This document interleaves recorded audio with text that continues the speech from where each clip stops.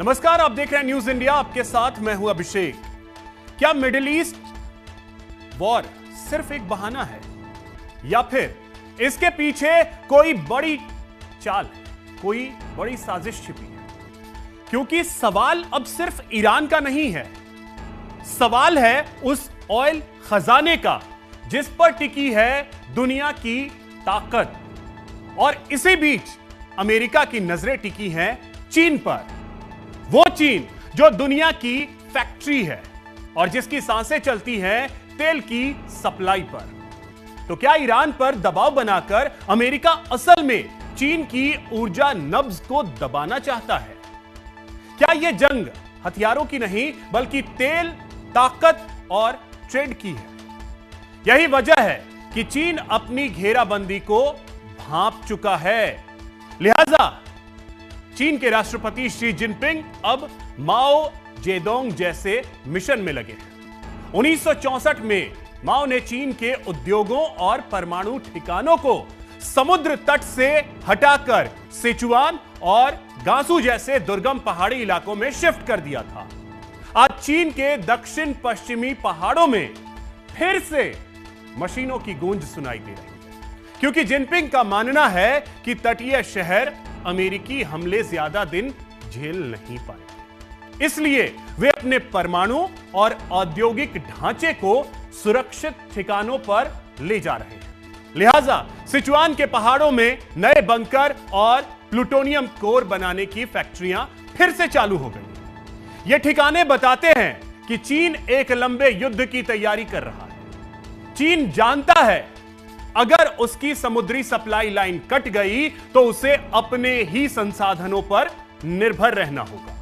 इसीलिए चीन ने पिछले 5 सालों में अपने हथियारों के आयात में 70% की कमी की है। इसका मतलब है कि वो अब पूरी तरह से आत्मनिर्भर बन चुका है। उसका रक्षा बजट अब अमेरिका के 1/3 तक पहुंच गया है। आज चर्चा इसी मुद्दे पर करेंगे, लेकिन सबसे पहले एक रिपोर्ट आपको दिखाते हैं।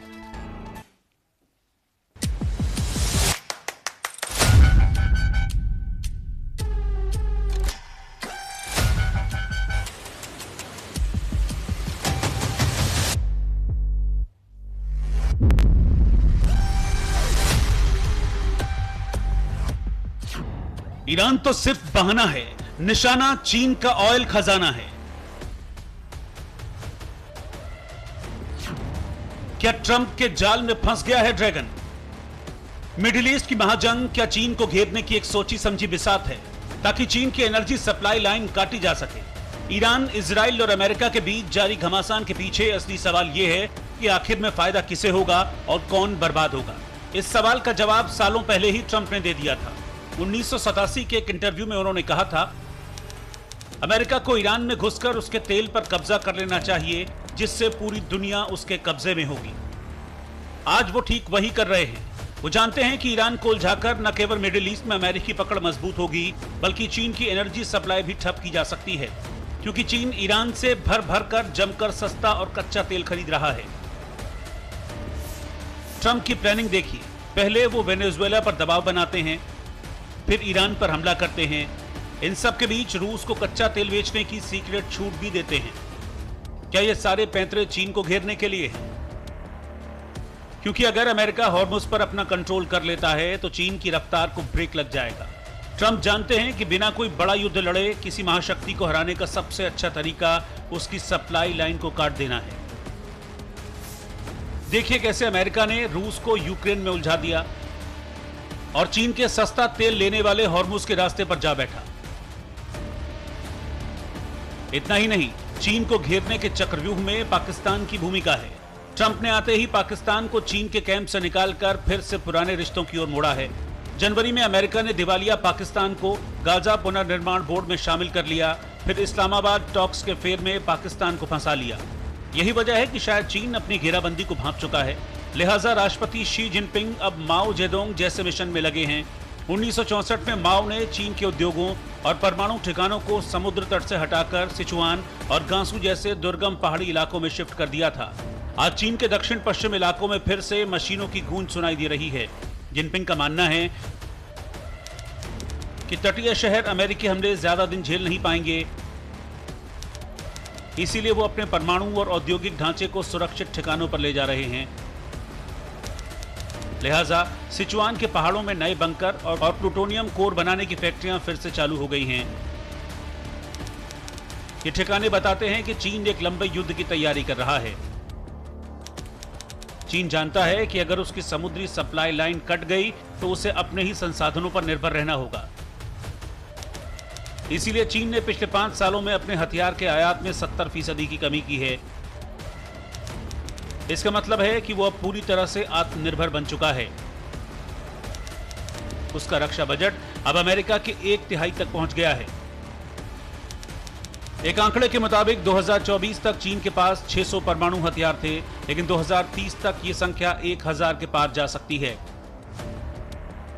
चीन को संदेह है कि अमेरिका जापान को फिर से चीन की तरफ बढ़ने के लिए उकसा सकता है। जिस तरह अमेरिका ने ईरान का इस्तेमाल करके अरब देशों को अपने पाले में वापस खींच लिया, उसी तरह वो जापान का इस्तेमाल चीन को उलझाने के लिए कर सकता है। जापान की तकनीक ड्रैगन के लिए सबसे बड़ा सिरदर्द है। चीन के घेरने के लिए ताइवान को तो पहले से ही अमेरिका ने अपने पाले में ले रखा है। यानी ईरान के आसमान में गरजते अमेरिकी विमान और गिरती मिसाइलें सिर्फ एक ट्रेलर हैं। असल फिल्म बीजिंग और वॉशिंगटन के बीच चल रही है। ट्रंप का असल मकसद चीन को घुटनों पर लाना है। महाशक्तियों की ये टक्कर क्या तीसरे विश्व युद्ध की आहट है? कुल मिलाकर दुनिया एक ऐसे मोड़ पर खड़ी है जहां पुरानी व्यवस्थाएं ध्वस्त हो रही हैं और नई दुश्मनियां जन्म ले रही हैं। तो चलिए चर्चा इसी पे करेंगे। हमारे साथ कई खास मेहमान हैं। सबसे पहले परिचय करवा दूं, हमारे साथ मेजर जनरल रिटायर्ड एजेबी जैनी सर हैं, सीनियर डिफेंस एक्सपर्ट हैं। जैनी सर, बहुत स्वागत आपका न्यूज़ इंडिया पर। हमारे साथ श्रुति दास गुप्ता हैं, अंतर्राष्ट्रीय मामलों की जानकार हैं। श्रुति जी, बहुत स्वागत आपका न्यूज़ इंडिया पर। हमारे साथ प्रोफेसर जजाति पटनायक जी हैं, मिडिल ईस्ट के जानकार हैं। बहुत स्वागत सर आपका न्यूज़ इंडिया पर। और हमारे साथ आबिद रजा नौशाद जी हैं, जो कि ईरान से हमारे साथ जुड़ रहे हैं। आबिद सर, बहुत स्वागत आपका भी न्यूज़ इंडिया पर। और आबिद सर, चर्चा की शुरुआत आप ही से करेंगे। क्या आप लोगों को भी ये अब लग रहा है कि मिडिल ईस्ट में जो कुछ भी चल रहा है, अमेरिका दरअसल अपनी मंशा पूरी कर रहा था चीन को घेरने के लिए? बिस्मिल्लाहिर्रहमानिर्रहीम। आदाब आप सबकी खिदमत में। अभी जो ये जंग जारी है, जिसको मैं क्या सभी इल्लीगल वॉर कह रहे हैं और है भी, उसमें वॉर क्राइम्स भी हो रहे हैं। जाहिर है कि ये पॉसिबिलिटी मैं तो इतनी अहम नहीं जानता हूँ कि चाइना को घेरने के लिए कुछ ऐसा कर रहा है। उसकी सारी प्रॉब्लम इस वक्त जो सबसे बड़ा दुश्मन उसके मुकाबले में है वो ईरान ही है। यानी ईरान वो मुल्क है जो उसकी चौधराहट को खत्म करना चाहता है, उसकी दादागिरी को खत्म करना चाहता है, जिसकी वजह से सारी दुश्मनी उसकी ये है। लोग कहते हैं कि वो ईरान का दुश्मन इसलिए है कि वो नेचुरल रिसोर्सेज पर उसकी निगाहें, अमेरिका की निगाहें ईरान के नेचुरल रिसोर्सेज पर हैं। जैसा कि वो इराक में इसी नीयत से गया, वेनेजुएला में इसी नीयत से गया, अफगानिस्तान में जहां भी उसने वॉर थोपी है और बेगुनाहों को का खून बहा है, उनको मारा है, वो इसी नीयत से गया है कि वहाँ नेचुरल रिसोर्सेज को लिया जाए। ईरान में भी एक उसकी नीयत नेचुरल रिसोर्सेज पर कब्जा करना है। मानता हूँ, जैसा कि ने अपनी रिपोर्ट में भी कहा कि 1987 में इस ट्रंप ने कहा था, और वो आज प्रेसिडेंट है और वही कर रहा है। सिर्फ ये प्रेसिडेंट ही नहीं, बल्कि अमेरिका की वो जो इंपीरियलिज्म पर बेस्ड जो नीतियां हैं, जो सियासतें हैं, उसकी वजह से वो हर मुल्क को अपना गुलाम बनाना चाहता है और वहाँ की जनता को अपना गुलाम मानता है, वहाँ के रिसोर्सेज को अपना हक समझता है। लेकिन ईरान में यही बात नहीं है कि वो नेचुरल रिसोर्सेज पर उसकी बुरी नीयत है, बल्कि उससे बड़ा मसला ये है कि वो ये देख रहा है कि दुनिया की तमाम कंट्रीज, तमाम नेशंस हमें सुपर पावर मानते हुए हमारे सामने सब झुकते हैं और किसी की जरूरत नहीं होती है कि हमारे सामने खड़ा हो। कोई भी मोहल्ले का गुंडा भी जो होता है ना, उसकी भी यही आदत होती है कि वो सबको दबा के रखना चाहता है। अगर कोई उस पूरे मोहल्ले में, उस गांव में अगर कोई उसके सामने खड़ा होना चाहता है तो उसे वो कुचल देता है और उसको बर्दाश्त नहीं होता कि इसकी मजाल कैसे हुई। यही अमेरिका का है कि अमेरिका ये देख रहा है कि ईरान में ये ताकत कहाँ से आती है ये हिम्मत इसकी कैसे हुई कि जब पूरी दुनिया मेरे सामने घुटने टेकती है और झुकती है, जो मैं कह देता हूँ, मैं कहता हूँ इससे तेल खरीदना है तो वो खरीदता है, नहीं कहता हूँ कि नहीं खरीदना है तो नहीं खरीदता है। मैं कहता हूँ ये गैस जो है फला कंट्री से खरीदोगे और फला कंट्री से नहीं खरीदोगे, वो उसको पूरी तरह से उसके हुक्म को मानता है। लेकिन ये कौन सा मुल्क है जो हमारे सामने सीना तान के खड़ा हुआ है और हमें हराना चाहता है? वो घुटनों पर नहीं आ रहा है, हमें घुटनों पर लाने की कोशिश कर रहा है।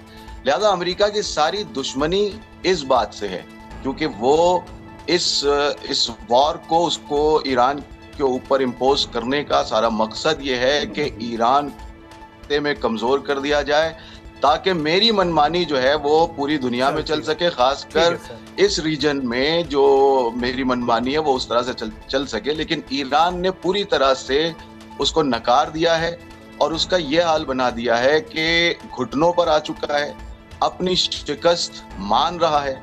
और ईरान की इस वॉर में अमेरिका का अगर आप डिक्लाइन देखें और उसकी तरतीब देखें तो मुझे अगर टाइम दे मैं बता दूं उसको, अमेरिका का जो डिक्लाइन है वो आप देखिए कि शुरू में इन्होंने जब वॉर स्टार्ट की थी तो इनका ईरान की रिजीम चेंज करेंगे, लेकिन रिजीम चेंज नहीं, इनका इरादा ये था कि 2-3 दिन के अंदर रिजीम चेंज कर देंगे और फिर अपना कोई पिट्ठू यहाँ पर लाके बिठा देंगे, जैसा सीरिया में किया, जैसा दूसरी जगहों पर किया, और फिर हमारी मनमानी चलेगी। लेकिन ईरान ने उसको पूरी तरह से नकार दिया। चलिए ठीक है, लेकिन आबिद साहब दिक्कत ये रही कि अगर खामेनेई को इस तरीके से नहीं मारा जाता तो शायद रिजीम चेंज की जो बात है, क्योंकि ईरान के अंदर भी बहुत सारी चीजें चल रही थी, इस बात को आपको स्वीकार करना चाहिए कि ईरान के अंदर भी खामेनेई को लेकर के एक रोष था और शायद हो सकता है अमेरिका उसका फायदा उठाना चाहता हो, लेकिन जिस तरीके से खामेनेई को मारा गया उसके बाद आप लोग एकजुट हुए, इस बात को तो स्वीकार करेंगे कम से कम। जी, मैं आपके सामने पेश कर रहा हूं। सबसे पहली बात तो है कि खामेनेई साहब, आयतुल्लाह खामेनेई साहब सिर्फ एक पॉलिटिकल लीडर नहीं थे, एक बहुत ही अजीम स्पिरिचुअल लीडर थे पूरी दुनिया के मुसलमानों के लिए और खासकर शियों के लिए और उमूमन के मुसलमानों के लिए, और सिर्फ मुसलमानों के लिए नहीं तो पूरी दुनिया के आज़ाद इंसानों के लिए। इस तरह जैसे आप पोप वगैरह का नाम बहुत अदब से लेते हैं, पोप लगा कर लेते हैं, उसी तरह आप खामेनेई साहब के आगे भी आयतुल्लाह खामेनेई लगाएं तो बेहतर होगा, क्योंकि वो सिर्फ पॉलिटिकल एक फिगर नहीं है बल्कि और वैसे भी एक एहतराम का तकाजा, रिस्पेक्ट का तकाजा होता है कि नाम अच्छे से लिया जाए। और जो आप कह रहे हैं कि ईरान के अंदर बहुत आक्रोश था उनके खिलाफ, ऐसा कुछ भी नहीं है। देखिए हर मुल्क में मुझे कहने दीजिए प्लीज, हर मुल्क में कुछ लोग मुवाफिक होते हैं, सपोर्टर होते हैं, कुछ उसके दुश्मन होते हैं। कोई भी ऐसी शख्सियत दुनिया में आपको नहीं मिलेगी कि 100% उसको सब पसंद करते हों, लेकिन देखा यह जाता है कि कितने परसेंट लोग और कैसे लोग उसे पसंद कर रहे हैं और कितने परसेंट लोग और कैसे लोग उसको पसंद नहीं कर रहे हैं। ईरान के अंदर अगर आप देखेंगे तो ये जो अभी जो कुछ भी हो रहा है, इससे पहले भी लोग ईरान के मुआफिक थे, लीडर के मुआफिक थे। ये जो आप कह रहे हैं कि जो क्राइसिस यहाँ पर हुए थे, वो राइट्स जो हुए थे, उस पर अगर आप देखें तो वो पूरी साजिश जो है ना वो बाहर से कंडक्ट की जा रही थी, बाहर से डायरेक्ट की जा रही थी। खुद अमेरिका ने कहा, खुद ट्रंप ने कहा है कि हमने इस जो दंगे हुए हैं उस दौरान यहाँ के कुर्द को आर्म्ड किया हमने, लेकिन उन्होंने असलहे लेकर रख लिए। तो ये तो बहुत सारे सबूत मौजूद हैं। चर्चा का विषय कुछ और है, इस वजह से मैं उसमें ज्यादा इंटर नहीं करूंगा, लेकिन आपने इस चीज को स्वीकार, मुझे वहां एक रोष था, ये पूरी दुनिया ने देखा था सर। मोसाद ने कहा कि हमारे लोग इन दंगों में शामिल हैं, सड़कों पर मौजूद हैं। तो ईरान की जनता, मैं खुद यहाँ पर मौजूद था और मैं जब जाता था यहाँ के चौराहों पर जाके देखे हैं मैंने कुछ मंजर उस दौरान भी। आता हूँ फिर से आबिद सर, आता हूँ फिर से। ठीक है। अब जिस तरीके से अब जो बयान आए हैं, चाहे वो चीन के रहे हों चाहे वो अमेरिका के रहे हों, जजाती सर आपसे ये समझना चाहेंगे कि क्या वाकई में जो अमेरिका ने ये सब कुछ किया है, चाहे वो वेनेजुएला को लेकर के हो या अब मिडिल ईस्ट को लेकर के हो, और चीन का नाम जैसे ही आया, आज ट्रंप का एक पोस्ट ये भी आ गया कि हम हॉर्मुज को वहां से अपनी नाकाबंदी हटा रहे हैं। क्या चीन अब इसमें एंटर कर चुका है मिडिल ईस्ट के इस वॉर में? डायरेक्ट या इनडायरेक्ट? अभिषेक जी, देखिए जो चीन का बात है, इसमें एक चीज स्पष्ट है, क्योंकि चीन का जो दबदबा आजकल हो रहा है, आप पूरा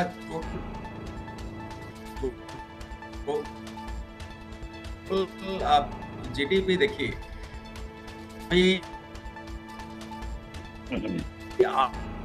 आज का दिन में अमेरिका का जीडीपी है $1 ट्रिलियन, तो चीन आज का दिन में काफी कंपटीशन दे रहा है। तो उसमें एक चैलेंज, बहुत ही बड़ा कंपटीशन है।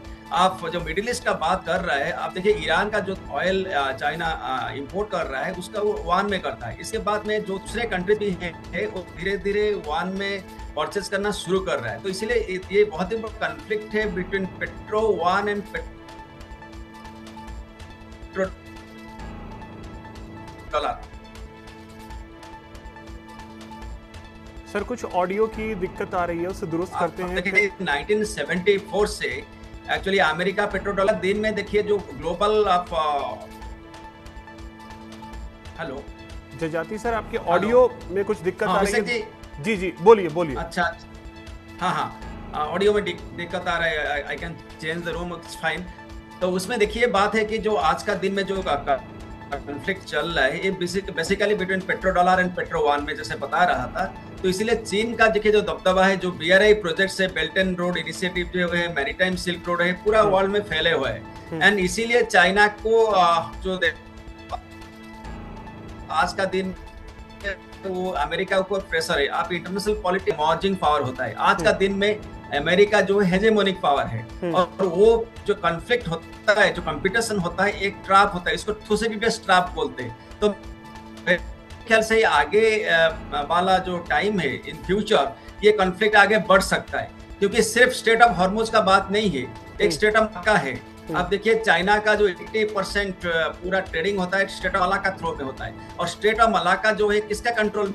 इंडोनेशिया, मलेशिया एंड सिंगापुर, वहाँ का अमेरिका का काफी इंपोर्टेंस है और अमेरिका कंट्रोल में है। तो अगर हॉर्मुज स्टेट और मलाक्का स्टेट ये सारे जो बाबेल-मंद है और इसका कंट्रोल अमेरिका का अंडर में रहेगा, तो ये कहीं ना कहीं चाइना का एक थ्रेट होने वाला है इन फ्यूचर। तो मेरे ख्याल से आप इसको होलिस्टिकली देखना चाहिए, और ये बहुत ही बड़ा कॉम्प्लेक्स क्राइसिस है। ठीक है, पूर्णिमा मैम भी हमारे साथ यूएसए से जुड़ गई हैं। पूर्णिमा मैम, बहुत स्वागत आपका न्यूज इंडिया पर। आता हूं आपके पास। जैनी सर, आपके पास आ रहा हूं और समझना ये चाहूंगा कि अब ये कॉन्फ्लिक्ट क्या थमेगा या और बढ़ेगा, क्योंकि चाइना का तेल ईरान से जा रहा है, लगातार जा रहा है, और अचानक ट्रंप नाकेबंदी का ऐलान भी करते हैं और अचानक से नाकेबंदी हटाने का भी ऐलान करते हैं। क्या एक भय ये भी था कि अगर चाइना का तेल रुकता है तो फिर दिक्कतें आ सकती हैं डायरेक्ट अगर हम चाइना से कॉन्फ्लिक्ट करते हैं, क्योंकि उन्होंने टैरिफ 50% तक लगाने की बात कर दी। उस पे भी चाइना ने साफ कह दिया कि अगर लगाते हैं तो इसका अंजाम उन्हें भी भुगतना पड़ेगा, हम भी तैयार हैं। Jai Hind Abhishek, thank you for inviting me on your show. मेरे को पैनलिस्ट को नमस्कार। बहुत सीखने को मिलता है आपके चैनल पे, इतने ज्ञानी आपके को पैनलिस्ट आते हैं, और आपके दर्शकों को भी मेरा नमस्कार और जय हिंद। देखिए, सबसे पहले तो जो ट्रंप ने 1987 की आप बात कर रहे हैं, वो तो इतिहास हो गया। क्योंकि ट्रंप कल क्या बोलते थे, आज क्या बोल रहे हैं, सुबह क्या बोलते हैं, शाम को क्या बोल रहे हैं, जब उस पर ही लोगों को कोई विश्वास नहीं है, जब उस पर ही कोई गारंटी नहीं है कि ट्रंप अभी क्या बोल रहा है, 1 घंटे के बाद क्या बोल रहा है, तो 1987 में ट्रंप ने क्या बोला, ये जरा बहुत दूर की हवा है। लेकिन ये बात हमें माननी पड़ेगी अभिषेक कि चाइना और अमेरिका की जो लड़ाई है, जो असमंजस है, उनमें जो कॉन्फ्लिक्ट है, ये आज का नहीं है। ये 1947 में जब चाइना आजाद हुआ था, जब चिंग काई शेक ने जब कम्युनिस्ट पार्टी ऑफ चाइना बना था, people's party of republic of China बना था, तब से अमेरिका का चाइना के साथ में विरोध है।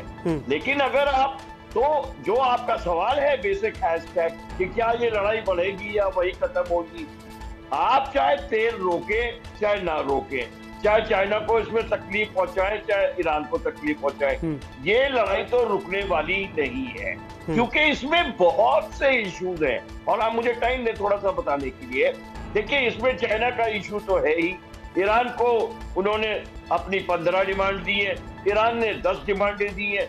उधर इजराइल मानने के लिए तैयार नहीं है, लेबनान में सीजफायर नहीं है, जितने खाड़ी के देश हैं वो वैसे परेशान हो रहे हैं। तो इसमें इश्यूज इतने सारे हो गए। ईरान का न्यूक्लियर इशू है, ईरान का मिसाइल इशू है, ईरान का जो उन्होंने पैसा दबा के रखा हुआ है कतारी बैंक में और बहरीन बैंक में, जो उसके ऊपर में 47 साल से वो आपने सैंक्शन लगा के रखी है, वो इशू है।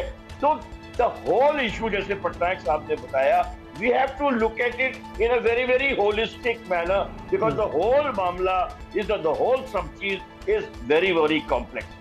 अगर मैं दूसरे नजर से देखूं, देखिए चाइना भी चाहता है कि ये लड़ाई थोड़ी लंबी चले अभी से। क्यों? क्योंकि एक तो जो अमेरिका का दबदबा वहां पे उसके आइलैंड ऑफ ये जो आपका आइलैंड जिसके ऊपर झगड़ा चलता है, जो नॉर्थ में नाम याद नहीं आ रहा तो वहां पर उसका दबदबा कम होता है। साउथ चाइना सी में जो ईरान, जो चाइना चाहता है कि हम सुप्रीमेसी करें, वहां दबदबा कम होता है। एशिया पैसिफिक में उसका दबदबा कम होता है। तो इसमें चाइना तो चाहता है कि ये लड़ाई चलती रहे, क्योंकि उसका तेल तो जा ही रहा है, उसका तो ईरान के साथ में दोस्ती है, ईरान को वो सपोर्ट कर रहा है, ईरान को इंफॉर्मेशन, सर्वेलियंस, सारा रिकॉनेसेंस, उनका जो ये बैकडोर से है, लेकिन फ्रंट में और नाम अभी तक चीन का आया नहीं था। पहली बार फ्रंट में इस तरीके से नाम आया है। I will finish that. तो अमेरिका के दो एम्स मेरे को दिखते हैं। एक तो जब भी कभी होता है short term aim, long term aim. Long term aim भले ही ऑयल का हो कि इस एरिया के तेल पर कब्जा करना है, तभी उसने यहाँ पर इतने, आप देखेंगे कि इतने सारे बेसिस बनाए हुए, 13 ठीक है जैनी सर, आता हूँ फिर से, बेसिस बनाए हुए हैं। और लेकिन शॉर्ट टर्म एम जो है, वो शॉर्ट टर्म एम तो ईरान ही है। क्यों? क्योंकि उसका जो भाईबंद है इजराइल है, नेतन्याहू है, उनका स्ट्रेटेजिक डिजाइन है। ठीक है जैनी सर, आता हूं फिर से। श्रुति मैम, क्या अभी की स्थिति में निशाना अमेरिका का चीन ही था? इसी वजह से आप देखिए, एक तरफ रशिया क्योंकि यूक्रेन के साथ उलझा हुआ है, उसके बाद पहले वेनेजुएला और उसके बाद फिर ईरान पे अमेरिका ने इस तरीके से अटैक किया। और ईरान, एक बड़ी खबर आ रही है, पहले मैं दर्शकों को वो बता देता हूं, फिर श्रुति मैम आपसे इसका जवाब ले रहा हूं। दो तरफ से फंसा है चीन। हॉर्मुज के बाद स्ट्रेट ऑफ मलक्का में भी घिरा है। हॉर्मुज के बाद अमेरिका ने मलक्का की घेराबंदी तेज कर दी है। स्टेट ऑफ मलक्का रूट पर चीन की टेंशन बढ़ गई है। अब यूएस विमान मलक्का के सकरे रास्ते पर आसमान से नजर रखेंगे। इंडोनेशिया के साथ हुए रक्षा समझौते के बाद अमेरिकी अब एक्शन में है। स्टेट ऑफ मलक्का में समुद्री बिसात पर असली किंग भारत है। ग्रेट निकोबार प्रोजेक्ट के जरिए भारत ने मलक्का की घेराबंदी की अमेरिका की। अब एशिया के हॉर्मुज पर नजर है। जिनपिंग के लिए नई टेंशन जो है वो ये साफ तौर पर अब दिख रही है।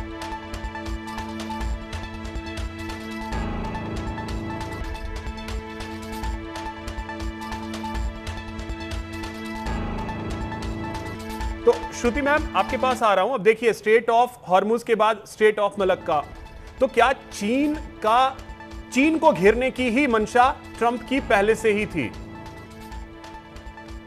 आपको और आपके दर्शकों को मेरा हमेशा से यह मानना रहा है कि जो भी कदम उठाए गए हैं वो उसके हमेशा दो पहलू रहे हैं। पहला पहलू ये रहा कि अमेरिका की गिरती हुई अर्थव्यवस्था, जो उसका स्पाइरल चल रहा है इकोनॉमिक डाउनटर्न वाला, उसको प्रोटेक्ट करने के लिए पेट्रो डॉलर को स्ट्रॉन्ग करना। और दूसरा बड़ा एम था, जो चाइना एक बहुत बड़ा जायंट बन के आया है उनके सामने, और जो दुनिया के रेयर अर्थ और रेयर मैग्नेट्स के प्रोडक्शन के ऊपर जिसने लिटरल ऑलमोस्ट कंप्लीट कंट्रोल बना रखा है, ये दोनों चीज़ों के साथ उनको वो फाइट करना चाहते हैं। क्योंकि जिसने अभी रेयर अर्थ और रेयर मैग्नेट्स को कंट्रोल किया वो टेक्नोलॉजी को कंट्रोल करता है, वो आपके डिफेंस को कंट्रोल करता है, आपके सैटेलाइट्स को कंट्रोल करता है। तो ये ऐसा, जब जैसे ही ट्रंप आए उन्होंने सबसे पहले चीज़ क्या करनी शुरू करी, उन्होंने शुरू करी टैरिफ वॉर। टैरिफ वॉर में सबसे बड़ा नुकसान वो पहुंचाना चाह रहे थे बाहर के प्रोडक्शन हाउसेस के लिए। हम इंडिया का एंगल हटा के बात कर रहे हैं, चाइना सबसे ज़्यादा इम्पैक्टेड है, वो नंबर 1 ट्रेड पार्टनर था यूएसए का, जिसके ऊपर ये टैरिफ जो हैं बहुत ज़्यादा हैवी पड़ रहे थे। आपने उसके रिस्पांस में देखा होगा कि चाइना ने अपने मार्केट स्विचिंग भी करी है, ईयू के साथ डील्स जाके साइन करी हैं, और उसके बाद उन्होंने अपना ऑल्दो उन्होंने अपनी आयरन वॉल नहीं हटाई है इंटरनेट की, बट उन्होंने एक्सेस पर्टिकुलर इन्फ्लुएंसर्स को यूट्यूब वगैरह को देना शुरू कर दिया। आपके यूट्यूब स्क्रॉल्स के अंदर भी उनके वो ऐड्स आने शुरू हो गए होंगे कि भाई अगर आपको चाहिए ब्रांडेड माल, यूएस माल, यूरोपियन माल, तो आप हमसे डायरेक्टली खरीद लीजिए क्योंकि हम उनका मैन्युफैक्चरिंग हब है। तो उन्होंने अपने हिसाब से ये झटका जो था उसी टाइम से शुरू हो गया है।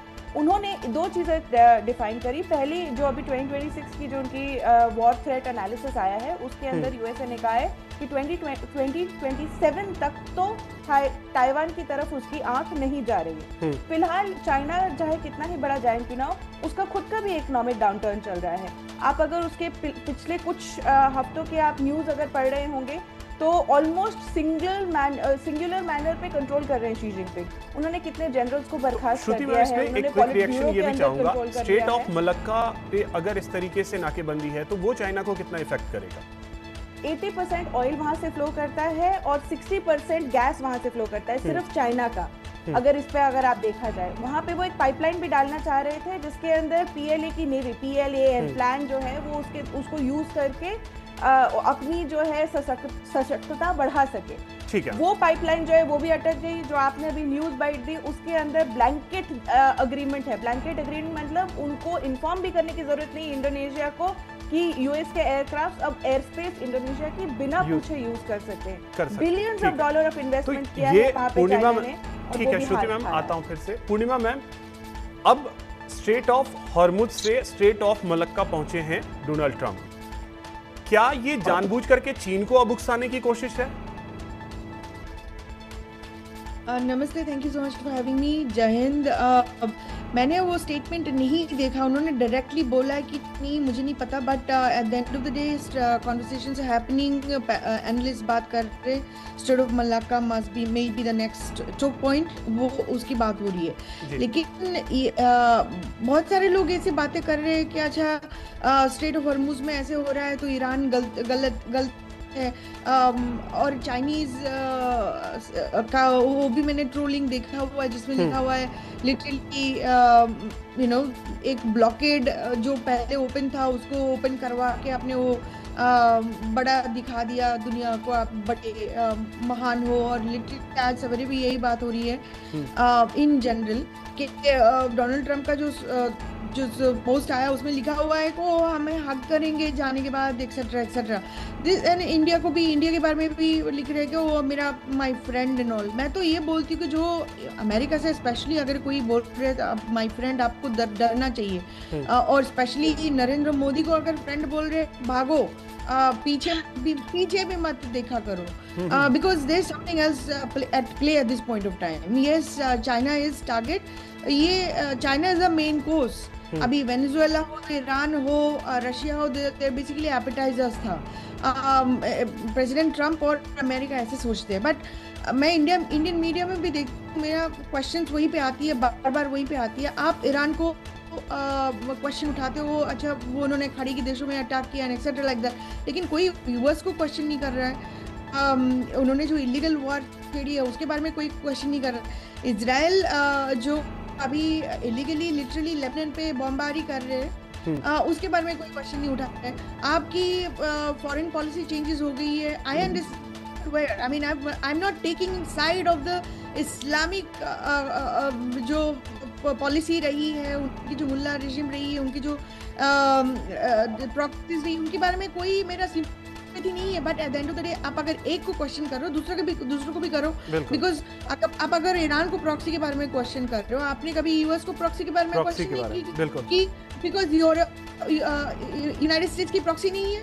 आप अगर इजराइल के बारे में कभी अभी आज तक मैंने कोई इंडियन चैनल को अभी देखा नहीं इजराइल को क्वेश्चन करती, आपने वो एक तरफा क्वेश्चन करे जा रहे हो। This is where my contention is आप अगर एक जन को, एक एंटिटी को क्वेश्चन कर रहे हो, दुनिया को क्वेश्चन करो, बाकी एंटिटी को क्वेश्चन करो। आपकी कंट्री ने खुद लिटरली डेथ ऑफ और किलिंग एक्स्ट्राजुडिशियल ऑफ खामेनी को कोई क्वेश्चन नहीं किया। This is a concerning thing for me. और एक चीज मैं बोलना चाहती हूँ सर, आपने चाइना की बात कर दी, ईरान की बात कर दी, मलक्का की बात कर दी, लेकिन टर्की की बात नहीं कर रहे हो। This is the next, because just a couple of weeks एगो नेफ्टली बेनेट उन्होंने स्पेसिफिकली बताया कि Turkey is the next Iran.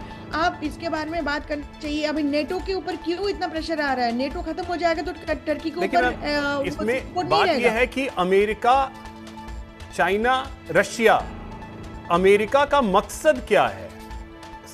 सबसे ज्यादा चर्चा उसकी, क्योंकि अमेरिका को जिस तरीके से चैलेंज चाइना कर रहा है, रशिया पिछड़ा जरूर जब टूटा तब, लेकिन आज चाइना जिस तरीके से चैलेंज कर रहा है, इस वजह से बात चाइना की हो रही है कि अमेरिका अपने उस खोए हुए अस्तित्व को पाने के लिए पूरा जोर लगा रहा है।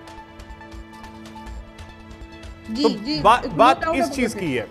ठीक है मैम, आता हूं फिर से नौशाद सर। अब देखिए, स्ट्रेट ऑफ हॉर्मुज को अभी भी ईरान के कंट्रोल में है, लेकिन नाकेबंदी के बाद बहुत सारे सवाल उठने लगे थे कि क्या अमेरिका फोर्सफुली चीजों को कर पाएगा या नहीं कर पाएगा। लेकिन बात यह हो रही थी कि नहीं कर पाएगा, और हुआ भी वैसा जैसा आप कह भी रहे थे कि ईरान ने चैलेंज किया है। लेकिन अब उसके बाद स्टेट ऑफ मलक्का। जी देखिए, मुख्तलिफ पैतरे बदल रहे हैं, ये मुख्तलिफ पाले बदल रहे हैं, पैतरे बदल रहे हैं, जैसा कि कर्नल साहब का मेजर साहब ने कि वो उनकी बातों का कोई एतबार नहीं रह गया है। सुबह कुछ कहते हैं, शाम को कुछ कहते हैं, अभी इधर कभी उधर, तो उसकी बात का कोई इस तरह का एतबार नहीं है। और वो जो कुछ भी कर रहे हैं, वो एक बिल्ली है जो जाल में फंस चुकी है और छटपटा रही है, इस तरह की हरकतें उनकी। लिहाजा वो, मैंने एक जगह सुनाया था कि वो ईरान की वॉर में ही ऐसा फंसे हैं कि दो दोस्त जा रहे थे एक नदी के किनारे से, तो एक दोस्त ने देखा कि एक हरे कलर का बेहतरीन कंबल दरिया पर बहता हुआ जा रहा है नदी पर। तो उसने अपने दोस्त से कहा कि यार ये बहुत अच्छा कंबल है, मैं इसको ले लेता हूँ। उसने कहा जाओ निकाल लो कंबल को। वो जैसे ही अंदर गया तो बाहर खड़ा हुआ दोस्त देख रहा है कि कंबल उसको खींच रहा है, वो कंबल को खींच रहा है। बहुत देर जब हो गई तो उसने कहा भाई साहब उस कंबल को छोड़ दो, अगर नहीं आ रहा है तो, तुम्हारे बस में नहीं आ रहा है, कंबल को छोड़ दो, आ जाओ बाहर। तो उसने कहा कि कंबल को तो मैं छोड़ना चाह रहा हूँ, कंबल मुझे नहीं छोड़ रहा है, क्योंकि ये कंबल नहीं है, ये मगरमच्छ है। तो इस वॉर में जनाब ने पैर डाला था वेनेजुएला समझ के, ईरान को वेनेजुएला, मगर वो निकला ईरान। आप देखें, अभी इन्होंने कहा था रेजिम चेंज, और रेजिम चेंज से कितना डिक्लाइन करते करते करते हुर्मुज बंद हो गया। फिर होगा कि मैं हुर्मुज खुलवाऊंगा। अब वॉर का सारा मकसद ये हो गया कि मैं हुर्मुज खुलवाऊंगा, जो हुर्मुज पहले से खुला हुआ था। फिर उसके बाद और डिक्लाइन करते करते जब हुर्मुज नहीं खुलवा पाए कि नेटो तुम आओ, फला कंट्री तुम आओ, सब आओ मेरी मदद करो और मैं हुर्मुज खुलवाना चाहता हूँ, तो जब उन लोगों ने मना कर दिया तो ये नाराज हो गए और कहने लगे कि हमें तुम्हारी जरूरत ही नहीं है। फिर कहने लगे हुर्मुज से मुझे क्या मतलब है, मेरा तेल तो हुर्मुज में आता ही जाता नहीं है, छोड़ दो, रहने दो, तुम्हारा काम है, तुम जाओ उसको। आप लोगों ने दोस्ती का हाथ नहीं बढ़ाया। वो तो कह रहे थे कि आइए दोनों मिल करके, हम और ईरान मिल करके, दोनों मिल करके तेल बेचेंगे और पैसे कमाएंगे। ट्रम्प साहब तो ये ऑफर दे रहे हैं। तो ईरान इन बातों में कहाँ फंसने वाला है? ईरान तो उनको रीजन से निकालने वाला है। सर, एक बड़ी खबर आ रही है, देखिए हॉर्मुज वो खुलवा पाए हो या ना खुलवा पाए हो, लेकिन पाकिस्तान का एक हाई लेवल डेलीगेशन जो है वो इस समय ईरान पहुंचा है। ये बड़ी जानकारी, आसिम मुनीर के नेतृत्व में ईरान पहुंचा है ये डेलीगेशन। ईरान को यूएस का खास संदेश देंगे आसिम मुनीर। इस्लामाबाद में पहले दौर की बातचीत बेनतीजा रही थी। तस्वीर सामने आई है, वो तस्वीर आपको दिखा रहे हैं। आसिम मुनीर अमेरिका का संदेश लेकर पहुंचे हैं ईरान। यूएस ईरान वार्ता के दूसरे दौर की तैयारी के तौर पर इसे देखा जा रहा है। तो ये बड़ी जानकारी और ये तस्वीर आपको दिखा रहे हैं।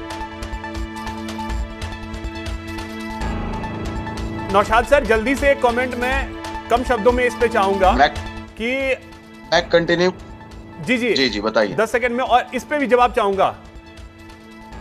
आसिम मुनीर पहुंचे हैं। देखिए, मैं उनका डिक्लाइन बता रहा था कि किस तरह से उनका गोल जो है वो बदलता चला गया, और आज वो जो रिजीम चेंज करने आए थे, आज हुर्मुज को जो पहले से ईरान ने स्मार्ट कंट्रोल करना शुरू कर दिया, स्मार्ट कंट्रोल, उसको ब्लॉकेट कर रहे हैं, यानी ब्लॉकेट दर ब्लॉकेट।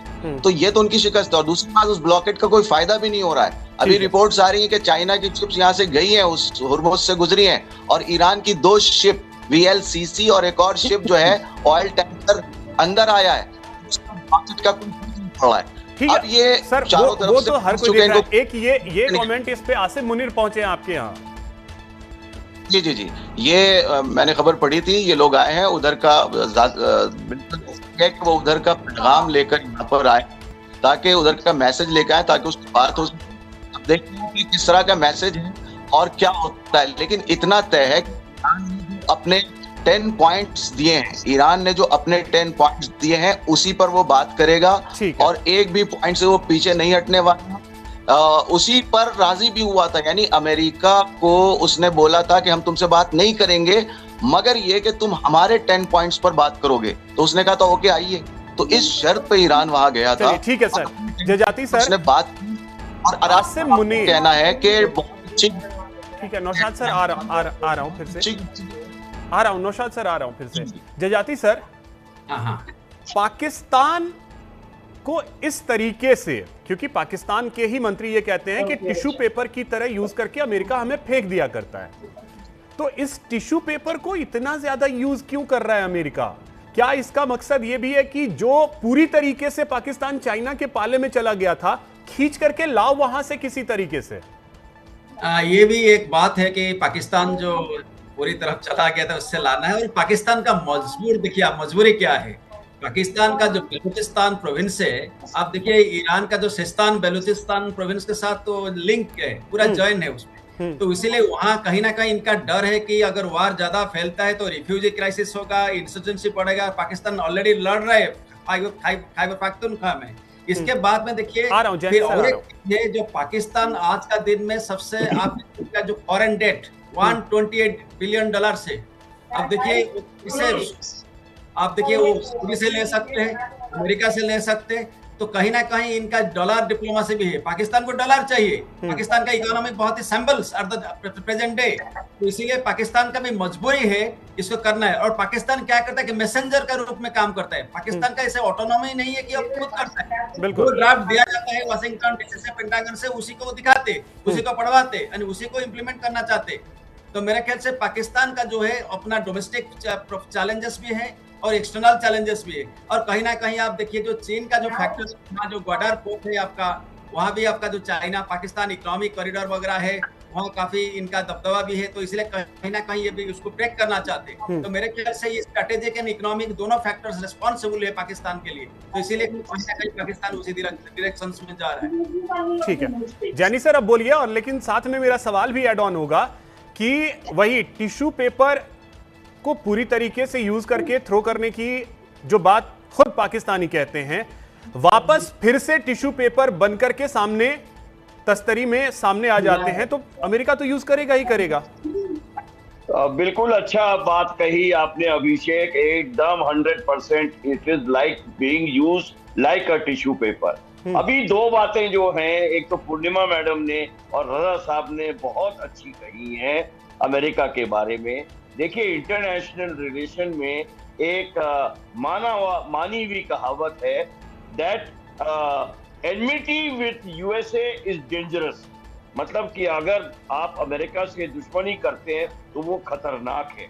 लेकिन साथ में ये भी इंटरनेशनल रिलेशंस के जो स्टूडेंट्स हैं वो ये कहते हैं that friendship with USA is suicide, more dangerous. Friendship with USA is calamity.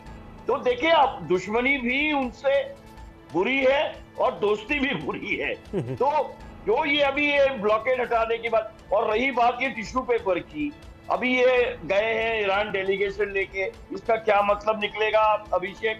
क्योंकि दूसरी तरफ तो कल इन्होंने पूरी एक डिवीजन 10,000 ट्रूप्स और F-35 एयरक्राफ्ट सऊदी अरेबिया भेजे हैं। हाँ, क्योंकि सऊदी अरेबिया के साथ में इनका डिफेंस पैक्ट हुआ है, डिफेंस अंडरस्टैंडिंग हुई है, एक स्ट्रेटेजिक अंडरस्टैंडिंग हुई है, उसके तहत इन्होंने सऊदी अरेबिया में उनके डिफेंस के लिए तो ये यहाँ भेजे, और ईरान गए हवाई जहाज लेके, अमेरिका का मैसेज लेके।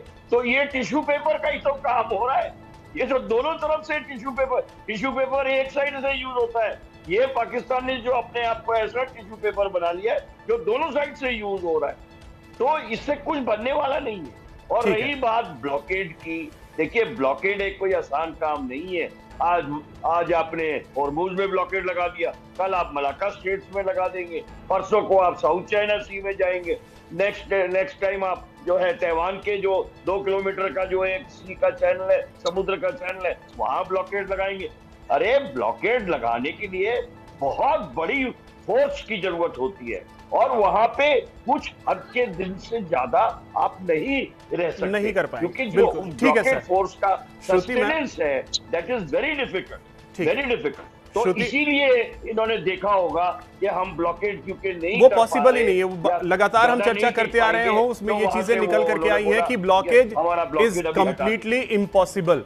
ठीक है श्रुति मैम, अब देखिए अगर आसिम मुनीर आज ईरान पहुंचे, महत्व तो क्या रखता है?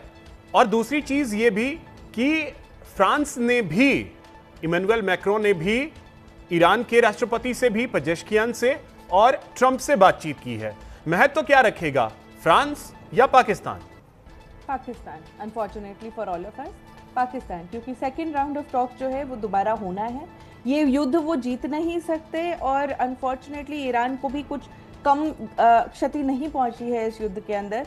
तो अल्टीमेट इस युद्ध का, कोई भी किसी भी युद्ध का जो एंड है वो डिप्लोमेटिक टेबल पे ही होता है, और डिप्लोमेटिक टेबल इस वक्त सिर्फ आपको पाकिस्तान दे रहा है, क्योंकि एक तो वो उसका कंटिन्यूअस लैंड है, वहाँ पे ट्रांसपोर्ट होना, सिक्योरिटी फोर्सेस रखना ईरान के लिए एक पॉसिबिलिटी है, और क्योंकि वो वैसल स्टेट है आपका यूएसए का इस वक्त, तो यूएसए को भी लगता है कि जो हम बोलेंगे वो पूरा हो जाएगा। पर नौशाद जी जो बात कहना चाह रहे थे, मैं उसी का आगे के 1-2 बात और कह देती हूँ कि ये जो पोस्टमैन ऑफ पाकिस्तान जो हैं पीएम शहबाज शरीफ ने दोनों के साथ गंदा गेम खेला था फर्स्ट राउंड के अंदर।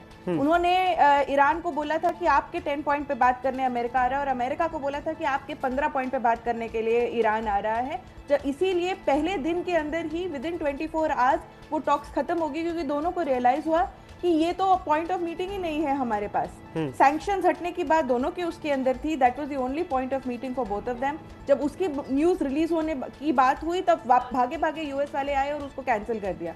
फिर यूएस वालों ने रिलीज करी न्यूज, हमारे माइनर्स जा रहे डीमाइन करने के लिए आपके स्ट्रेट ऑफ हॉर्मुज को, तो भागे भागे ईरान की तरफ से न्यूज आई कि हम एक भी जन को नहीं पार करने देंगे। इनफैक्ट मैं उस समय एक पैनल में ही बैठी हुई थी जिसमें एक ईरानी शख्स थे, उन्होंने बोला कि हमने उनको 30 मिनट्स की वार्निंग दी है कि आप यहाँ से निकल जाइए, नहीं तो अगला निशाना आप ही होने वाले हैं। तो इसका मतलब ये है डिसइंफॉर्मेशन फैक्ट्री भी जो है of the world, disinformation factory of the world जो पाकिस्तान है, उसी के टेबल पे बैठ के इन दोनों को अनफॉर्चुनेटली बात करनी पड़ रही है, क्योंकि कोई भी ना यूएस की साइड लेने को तैयार है ना, और ना कोई ईरान से दुश्मनी लेने को तैयार है। सब इस टेसल से दूर रहना चाहते हैं, और पाकिस्तान अकेला वहां है।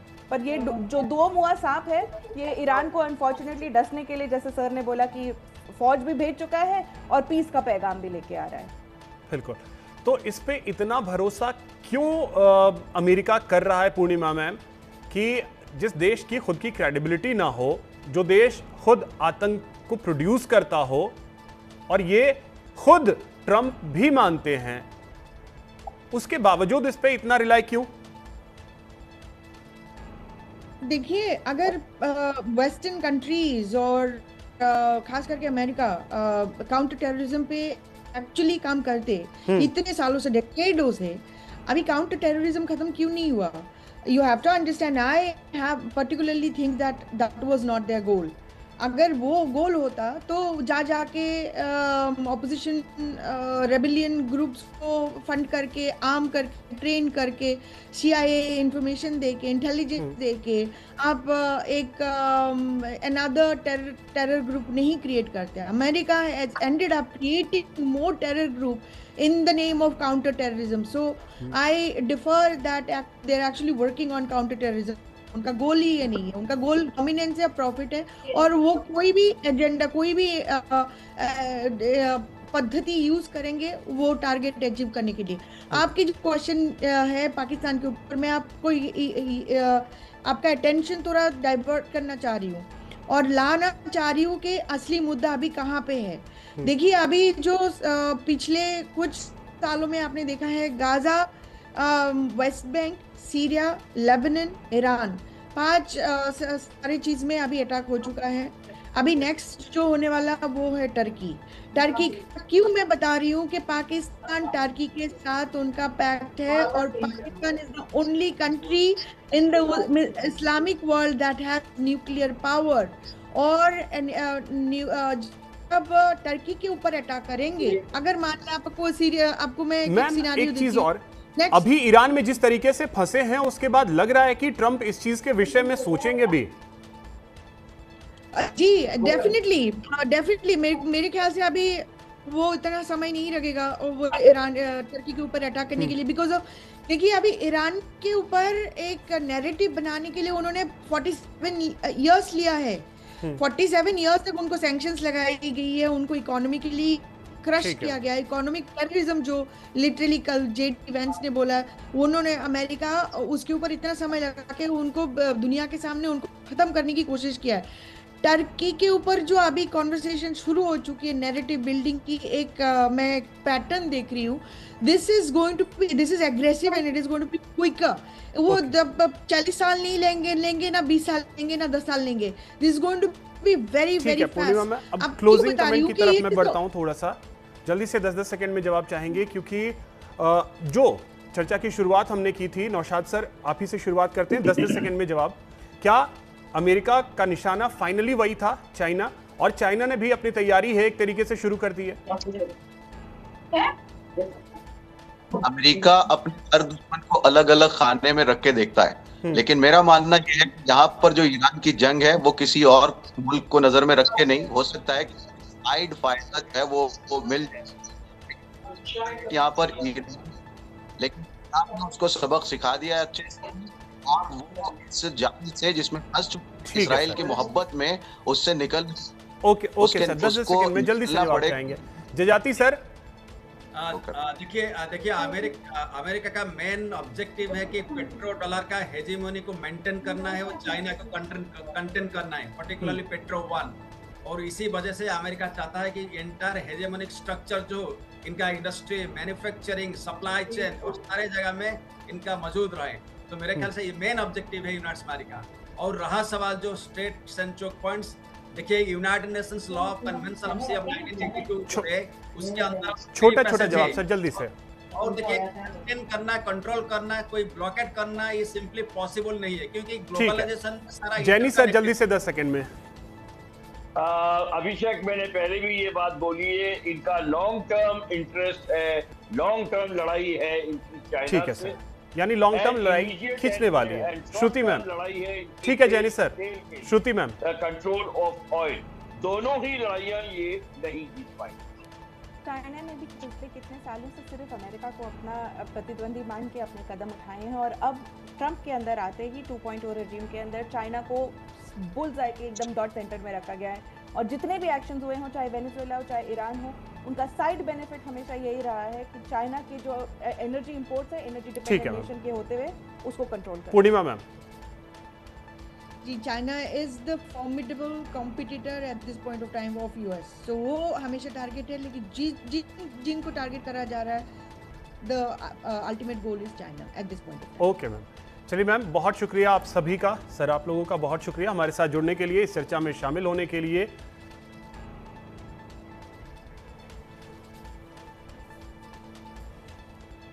तो चीन को घेरने के लिए क्या ट्रंप ने ये तमाम प्लान जो है वो तैयार किया?